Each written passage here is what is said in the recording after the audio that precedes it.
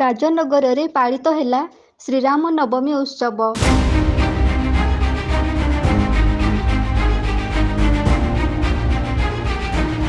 କେନ୍ଦୁଝର ଜିଲ୍ଲା ପାଟଣା ବ୍ଲକ ଅନ୍ତର୍ଗତ ରାଜନଗରର ପୁଣ୍ୟତୟା ବୈତରଣୀ ନଦୀ କୂଳରେ ମହାସମାରୋହରେ ଶ୍ରୀରାମ ନବମୀ ଉତ୍ସବ ପାଳିତ ହୋଇଯାଇଛି।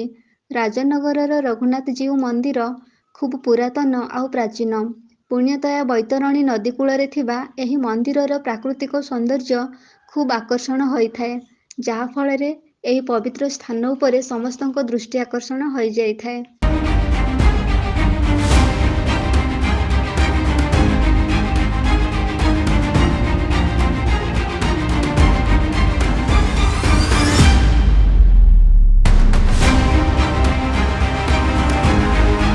ଚୈତ୍ର ମାସର ଉତ୍ତର ଭାରତରେ ଏହି ଶ୍ରୀରାମ ନବମୀକୁ ଖୁବ୍ ଧୁମଧାମରେ ପାଳନ କରାଯାଏ।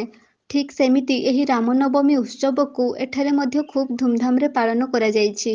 ଶାସ୍ତ୍ର ମତେ ଏହି ଦିନ ପ୍ରଭୁ ରାମଚନ୍ଦ୍ର ଜନ୍ମଗ୍ରହଣ କରିଥିଲେ, ଯାହାକି ଭଗବାନ ବିଷ୍ଣୁଙ୍କର ଅବତାର ବୋଲି କୁହାଯାଏ।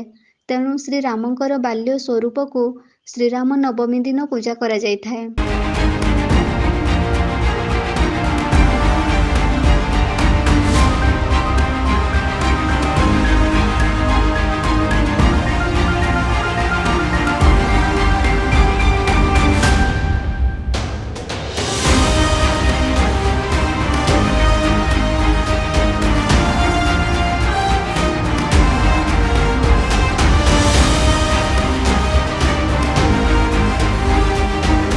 ଦେଶ ସାରା ଏହି ରାମ ନବମୀକୁ ଖୁବ୍ ଉତ୍ସାହ ଓ ଉଦ୍ଦୀପନା ମଧ୍ୟରେ ପାଳନ କରାଯାଇଥାଏ। ବିଭିନ୍ନ ସ୍ଥାନରେ ବଡ଼ ବଡ଼ ମେଳା ହେଉଥିବା ବେଳେ 3-4 ଦିନ ଧରି ଯାତ୍ରା ମଧ୍ୟ ହୋଇଥାଏ। ପ୍ରଭୁ ରାମଙ୍କ ଏହା ଏକ ମୁଖ୍ୟ ପର୍ବ ଯୋଗୁଁ ରାମ ଭକ୍ତମାନେ ଖୁବ୍ ଉତ୍ସାହ ସହକାରେ ଏହି ରାମନବମୀ ଉତ୍ସବକୁ ପାଳନ କରିଥାନ୍ତି।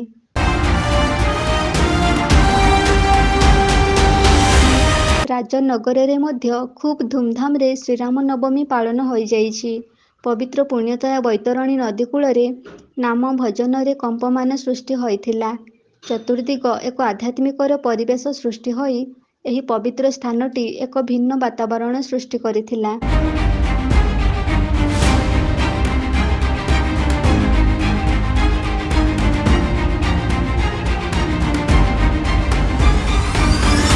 ପାଟଣାରୁ ଦେବାନନ୍ଦ ମହାନ୍ତଙ୍କ ରିପୋର୍ଟ, এবି ନ୍ୟୁଜ୍।